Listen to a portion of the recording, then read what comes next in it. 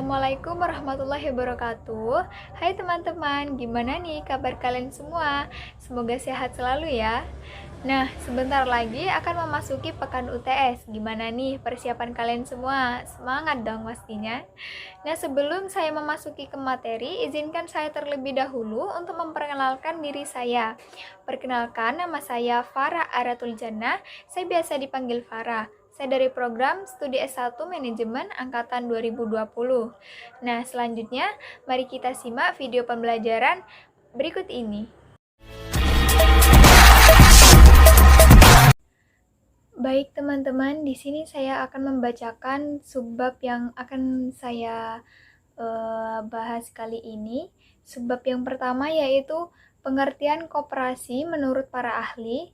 Yang kedua yaitu tujuan pendirian koperasi. Yang ketiga yaitu fungsi pendirian koperasi. Yang keempat jenis-jenis koperasi. Dan yang kelima yaitu prinsip-prinsip koperasi. Baik teman-teman, selanjutnya masuk ke subbab yang pertama yaitu pengertian koperasi menurut para ahli. Definisi yang pertama yaitu menurut Bapak Koperasi, yaitu Muhammad Hatta, mendefinisikan koperasi adalah usaha bersama guna memperbaiki atau meningkatkan kehidupan taraf ekonomi yang berlandaskan asas tolong-menolong. Yang kedua yaitu menurut Mangker, definisi koperasi adalah organisasi yang berasaskan tolong-menolong yang mengelola urus niaga secara berkelompok. Tujuannya yaitu meningkatkan urusan ekonomi, berbeda dengan asas gotong royong yang bertujuan untuk membangun kebutuhan sosial. Yang ketiga yaitu menurut Arifinal Kaniago, mendefinisikan koperasi sebagai suatu perkumpulan yang bekerja sama dalam menjalankan sebuah usaha secara kekeluargaan, guna meningkatkan kesejahteraan anggotanya. Pengelolaan sebuah koperasi, para anggotanya ini dapat dengan bebas untuk keluar dan masuk dari badan usaha tersebut. Dan yang keempat yaitu berdasarkan Undang-Undang Nomor 25 Tahun 1992 tentang Perkoperasian, Pasal 1 telah dijelaskan, koperasi adalah badan usaha yang beranggotakan orang seorang atau badan hukum koperasi dengan melandaskan kegiatan berdasar prinsip koperasi sekaligus sebagai gerakan ekonomi rakyat atas asas kekeluargaan. Selanjutnya, tujuan pendirian koperasi. Berdasarkan pengertian koperasi menurut para ahli, pembentukan koperasi bertujuan untuk meningkatkan kesejahteraan ekonomi dari para anggotanya. Namun, ada beberapa tujuan lainnya, yaitu yang pertama, membantu memperbaiki taraf hidup maupun ekonomi para anggotanya, serta masyarakat sekitar. Yang kedua, yaitu membantu pemerintah mewujudkan kehidupan masyarakat yang adil dan makmur. Dan yang ketiga yaitu meningkatkan tatanan perekonomian di Indonesia. Selain tujuan pendirian koperasi, adapun kewajiban anggota koperasi. Kewajiban tersebut terdapat 3, yaitu yang pertama, aktif berpartisipasi, yang kedua, patuh pada AD atau ART, yang ketiga, memelihara asas kekeluargaan. Untuk yang pertama, aktif berpartisipasi. Anggota koperasi harus berpartisipasi, aktif untuk berpartisipasi dalam kegiatan usaha yang dilakukan dalam lingkungan koperasi tersebut. Kegiatan apapun yang menyangkut dalam lingkungan koperasi harus berperan aktif.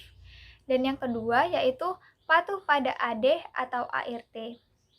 Jadi setiap anggota koperasi ini diharuskan untuk mematuhi anggaran dasar dan anggaran rumah tangga dari koperasi tersebut. Juga pada segala keputusan yang telah menjadi kesepakatan yang dilakukan dalam rapat anggota. Yang terakhir yaitu memelihara asas kekeluargaan. Jadi koperasi berdiri berdasarkan kepada asas kekeluargaan. Oleh karena itu, setiap anggota koperasi ini wajib untuk memelihara dan mengembangkan asas kekeluargaan tersebut. Nah, baik teman-teman, selanjutnya Terdapat 4 fungsi dan peran koperasi. Fungsi dan peran koperasi yang pertama yaitu membangun dan mengembangkan potensi dan kemampuan ekonomi anggota pada khususnya dan masyarakat pada umumnya untuk meningkatkan kesejahteraan ekonomi dan sosialnya. Yang kedua, berperan serta secara aktif dalam upaya mempertinggi kualitas kehidupan manusia dan masyarakat. Yang ketiga, memperkokoh perekonomian rakyat sebagai dasar kekuatan dan ketahanan perekonomian nasional dengan koperasi sebagai sokogurunya. Dan yang keempat, berusaha untuk mewujudkan dan mengembangkan perekonomian nasional yang merupakan usaha bersama berdasar atas asas kekeluargaan dan demokrasi ekonomi. Baik, selanjutnya yaitu jenis-jenis koperasi. Dalam Undang-Undang Perkoperasian Nomor 25 Tahun 1992, koperasi dapat berbentuk koperasi primer dan koperasi sekunder. Koperasi primer adalah koperasi yang didirikan dan beranggotakan orang seorang. Sedangkan koperasi sekunder adalah koperasi yang didirikan dan beranggotakan koperasi. Jenis koperasi didasarkan pada kesamaan kegiatan dan kepanitiaan ekonomi anggotanya. Sementara itu, menurut Undang-Undang Nomor 17 Tahun 2012 tentang perkoperasian yang dibatalkan oleh Mahkamah Konstitusi, ada 4 jenis koperasi, yaitu koperasi konsumen, koperasi produsen, koperasi jasa, koperasi simpan pinjam. Yang pertama yaitu koperasi konsumen. Koperasi konsumen ini menyelenggarakan kegiatan usaha pelayanan di bidang penyediaan barang kebutuhan anggota maupun non-anggota. Yang kedua yaitu koperasi produsen. Koperasi produsen ini menyelenggarakan kegiatan usaha pelayanan di bidang pengadaan sarana produksi dan pemasaran produksi yang dihasilkan oleh anggota kepada anggota maupun non-anggota. Yang ketiga yaitu koperasi jasa. Koperasi ini menyelenggarakan kegiatan usaha pelayanan jasa non-simpanan pinjam yang diperlukan oleh anggota maupun non-anggota. Dan yang keempat yaitu koperasi simpan pinjam. Koperasi ini menjalankan usaha simpan pinjam sebagai satu-satunya usaha yang dapat melayani anggotanya.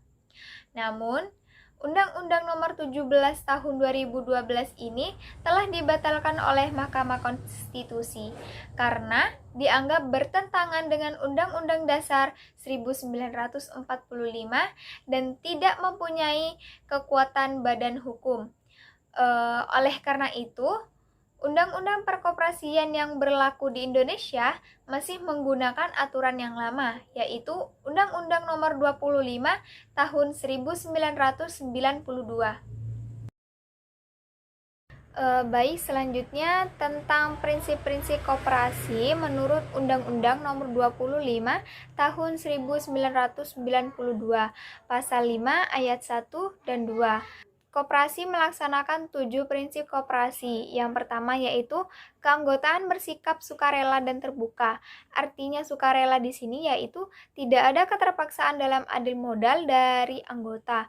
Dan terbuka sendiri artinya yaitu siapa saja bisa menjadi anggota koperasi. Dan yang kedua yaitu pengelolaan dilakukan secara demokratis. Demokratis di sini artinya semua kegiatan yang akan dilakukan harus dikerjakan secara musyawarah dan setiap anggota berhak atas suaranya untuk berpartisipasi. Yang ketiga yaitu pembagian sisa hasil usaha dilakukan secara adil dan merata sesuai dengan jasa yang dikeluarkan masing-masing anggota.